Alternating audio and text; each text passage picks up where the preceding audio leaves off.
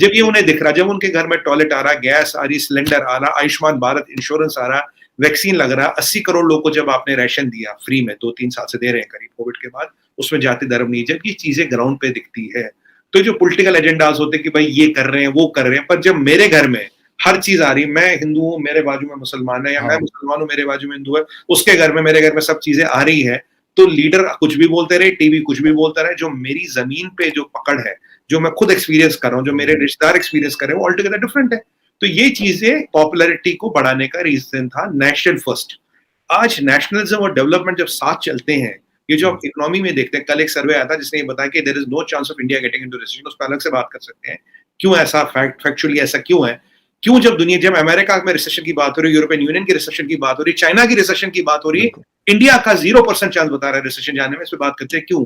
अगर आप इसके मूल में जाएंगे, आप इसके रूट में जाएंगे फखर भाई, दो ही चीजें हैं, डेवलपमेंट एंड नेशनलिज्म, और सबको साथ लेके चलो, यही चीजें हैं जो डिविडेंड्स दे रही है, और जब लोगों को डेवलपमेंट दिखा, यूपी जैसे स्टेट में, जैसे एक टाइम में बीमारू राज कहा जाता था, 13 एक्सप्रेस हाईवेज है फखर भाई आज के डेट में, 13 एक्सप्रेस हाईवेज, जो आपने एयरपोर्ट इतने साल में बनाए, पिछले 7 सालों में एयरपोर्ट डबल हो गया। और आपको एक और चीज बताऊं, ये मैं डाटा मेरे पास रहता तो काम आता कई बार, एलपीजी जो कंसेंट्रेशन थी 65 साल में 48% थी, 48% लोग हैं एलपीजी थे, चूल्हा जलाते थे, चूल्हा में जी, अब 7 साल में 98% हो गई।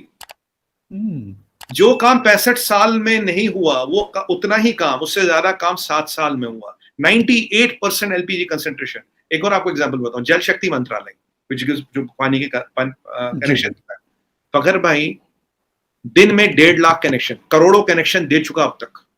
ये 3 साल 4 साल पहले मिनिस्ट्री बनी, दिन में 1.5 लाख कनेक्शन, करोड़ों कनेक्शन दे चुका। अब कोई ऐसा विलेज, कोई ऐसा कस्बा, कोई ऐसा तबका पहाड़ के पिछवाड़े पे और उसके मतलब वो कहते हैं ना झरने के पीछे और पहाड़ के नीचे, कोई ऐसा नहीं बना जहां बिजली नहीं है। ये भी 7 साल में हुआ। तो जब ऐसे ग्रास रूट लेवल पे चेंजेस आते हैं तो लोगों को एक काम डेवलपमेंट होता नजर आता है। जब आपके और मेरे घर में, आपको और मेरे घर को डेवलपमेंट कर रही है, 2 से 3 करोड़ लोग जो पॉवर्टी लाइन से नीचे, उनको तो मकान दिए गए फखर भाई, पक्के मकान।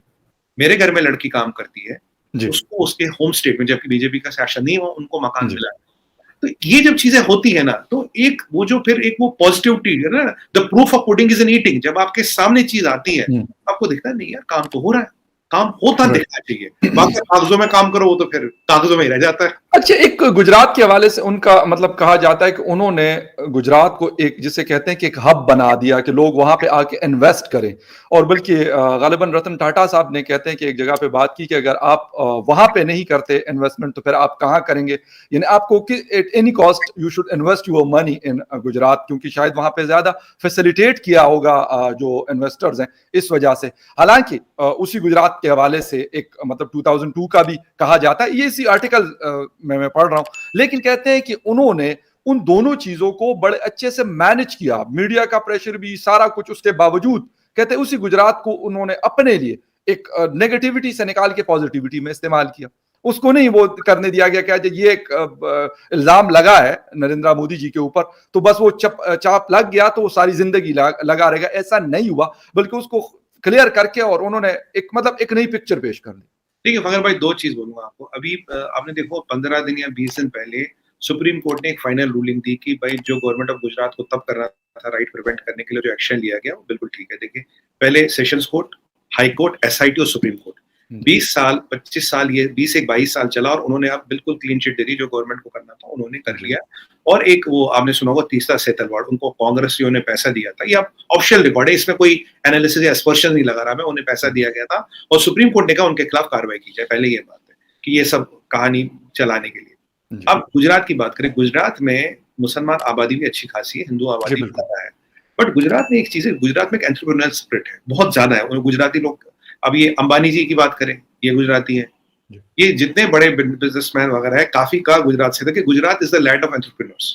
वहां जो धंधा कहते हैं उसको, धंधा करना, बिजनेस करना, वो उनके खून में, एंटरप्रेन्योरशिप उनके खून में है और एक बहुत साफ सुथरा कल्चर है। मोदी जी ने उसको कैपिटलाइज किया, वहां ऐसा ही गुजरात मॉल ऑफ डेवलपमेंट बनाया, उसको ऐसी हब बनाई। अब वहां गिफ्ट सिटी आ रही, सबसे बड़ी चीज उसमें गिफ्ट सिटी के बारे में, मतलब अब मैं बताऊंगा तो बहुत टाइम लग जाएगा। गिफ्ट सिटी आ रही है जो एक मार्वल है अपने आप में। और एक आपको एग्जाम्पल बताऊं, गुजरात में फखर भाई एक छोटा सा 1 मिनट लूंगा, एक क्या होता था, एक बार आप गुजरात जाए तो वहां चाय नहीं बनती थी, चाय इतना खारा पानी होता था, दूध डालिए तो फट जाता था, पानी नहीं मिलता ओके, था, जी, जी, जी। खारा पानी था।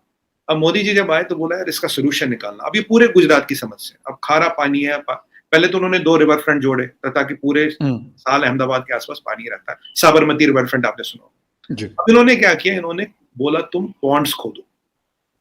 अब पॉन्ड खोदे, हजारों पॉन्ड खोदे। लोगों ने कहा यार पैसे बर्बाद कर रहे हैं, बर्बाद करे, इसमें क्या करना है, ये करना है। पहले साल बारिश हुई, कुछ नहीं हुआ फखर भाई। हुँ, दूसरे साल बारिश होती, फिर वही दूध फट रहा है। तीसरे या चौथे साल में यार बारिश हुई तो तालाबों में पानी भर गया, वाटर लेवल मेंटेन हो गया। जिस दूध की वहां चाय फटती थी, जिस पानी में वहां दूध डालने पे दूध फटता था, अब जी। वो पानी इतना मीठा हो गया, वैसे ही पी लो। मतलब पानी की समस्या को पूरे गुजरात में कैसे सॉल्व किया बाय नेचुरल प्रोसेस। ये एक एग्जांपल है, ऐसे कई सारे एग्जांपल है। अब जैसे अब देखिए आपके नलके में पानी नहीं आता था, आपको पानी नहीं मिलता था, आज बिल्कुल, ये उसी नलके से मीठा पानी आ रहा है, मतलब ड्रिंकेबल वाटर आ रहा है। जी, और अब देखिए अगर दिन में 1.5 लाख लोगों को नल मिल रहा है और करोड़ों लोग को घर नल मिला जो 72 साल से नहीं मिला, अब मिल रहा एग्ज़ैक्टली, है। तो, एग्ज़ैक्टली। तो फिर तो वो डेवलपमेंट दिखेगी ना, development reaching a home. Exactly, no doubt, no doubt. अच्छा, सुमित जी, एक लास्ट सवाल नरेंद्र मोदी जी के हवाले से, उसमें मतलब वो ये है कि दुनिया के बड़े बड़े जो लीडर्स हैं उनके साथ उनके बहुत अच्छे ताल्लुकात हैं, इसमें कोई शक नहीं है। वो अरब लीडर्स हों, ये वो यूरोप के हों, वो अमेरिका के हों, या दुनिया के किसी और कंट्री के हों। इस सारी चीजों के बावजूद कहा यह जाता है कि जो इंटरनेशनल मीडिया है उसमें एक, जिसे कहते हैं कि फुटप्रिंट उसी तरह नहीं बना सके मोदी जी, जिस तरह मतलब जिस लेवल के वो लीडर हैं तो उस तरह के नहीं बना सके। और उसकी वजह से मतलब कुछ एग्जांपल्स दी गई है कि मतलब अगर टाइम मैगजीन की बात करें, मतलब उन्होंने लिखा है कि जी ये एक जिसे कहते हैं डिवाइड पैदा किया, ये उनका न्यूयॉर्क टाइम्स है, गार्जियन है, द इकोनॉमिस्ट और ग्लोबल टाइम्स, ये उनके खिलाफ जो है वो मुख्तलिफ किस्म की न्यूज हेडलाइंस पब्लिश करते हैं। इसके पीछे क्या स्टोरी है? हाँ, ये आपने बड़ा अच्छा सवाल किया सर। देखिए अगर आप यूएस का लेटेस्ट सर्वे देखिए, जो प्रेसिडेंट की रेटिंग की है वर्ल्ड लीडर्स की, किसी भी सर्वे में मोदी जी टॉप 3 में आते हैं। अभी उनकी अप्रूवल रेटिंग जो बाइडेन से ज्यादा यूएस में, ओके, ये अभी सर्वे आया था। तो अब क्या होता है, देखिए मैं फखर भाई डायरेक्ट बोलूं, हमें लोग मानते थे स्नेक चार्मर्स, रोप ट्रिक वाले, हाथी वाले, लुंगी लगा के घूमने वाले, ये परसेप्शन था। देखिए ऐसा था कि भाई बहुत पिछड़ी कंट्री, 30 साल पहले तो जी आईएमएफ के पास गए थे, पैसा नहीं था, ये था।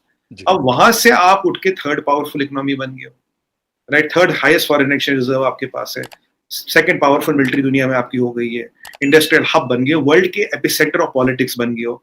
अब ये जो बात से लोगों को ये हजम नहीं होती। अब इन बड़े बड़े न्यूज़पेपर्स की बात करें, अब बताइए जेफ बेजोस साहब, उनमें से जो आपने न्यूज़पेपरों का नाम किया, उनमें से एक न्यूज़पेपर वो ओन करते हैं, और जी, वो $200 मिलियन में खरीदा था जो लॉस मेकिंग है।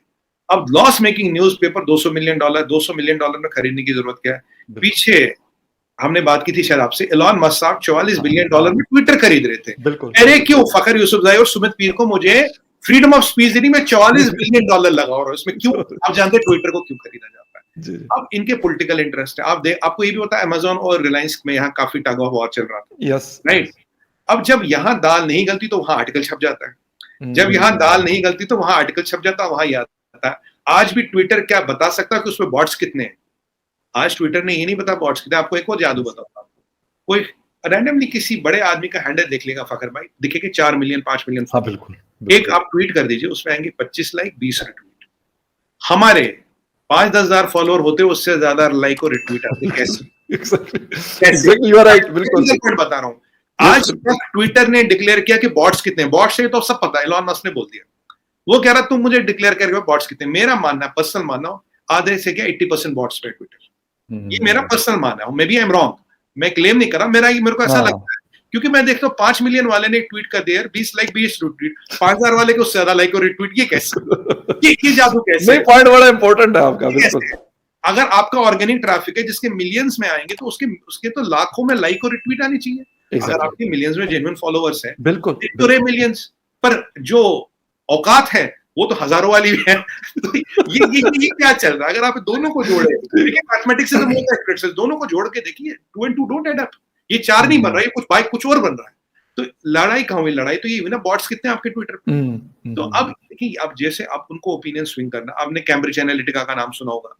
अब ऐसे ऐसे बहुत खिलाड़ी मार्केट में घूम रहे हैं, तो बिल्कुल, उनको दिक्कत वहां है कि भाई ये क्या हो रहा है, ये इतना नहीं बढ़ रहा। आप मुझे बताइए, इन जितने भी आपने इदारों का नाम लिया अभी, बहुत बड़ी शख्सियतें हैं, उर्दू में कहते हैं इनको, जी, बिल्कुल, आई2U2 बना, मेरे दोस्त यूसुफ फखरजाई ने प्रोग्राम किया अपने चैनल पे, उस पे इन्होंने प्रोग्राम किया, इन्होंने ITU के बारे में लिखा, नहीं लिखा? नहीं। क्यों नहीं लिखा? That gives you the answer. दोस्तों, अपने लोगों के प्रति समर्पण और पड़ोसियों के प्रति सद्भाव के कारण प्रधानमंत्री नरेंद्र मोदी एक वैश्विक नेता के रूप में उभरे हैं।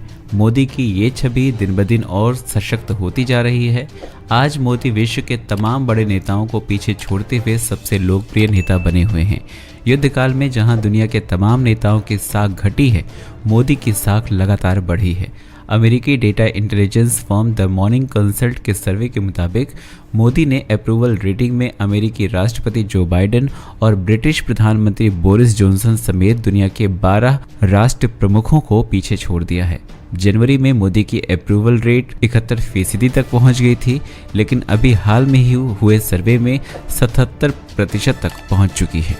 विश्व युद्ध जैसे हालात के बीच दुनिया के बड़े बड़े नेताओं के जो अप्रूवल रेटिंग है वो लगभग 40 से 42% रही है, लेकिन वहीं पर मोदी 77% के साथ दुनिया की पहली पसंद है। यानी विश्व युद्ध के दौरान भी जहां पर दुनिया की वैश्विक ताकतें घुटनों पर आ चुकी थी, वहां पर मोदी दुनिया की पहली पसंद बने हुए हैं। आपको बताते हैं कि मोदी के अलावा जो दूसरे राष्ट्र नेता हैं उनकी अप्रूवल रेटिंग क्या है।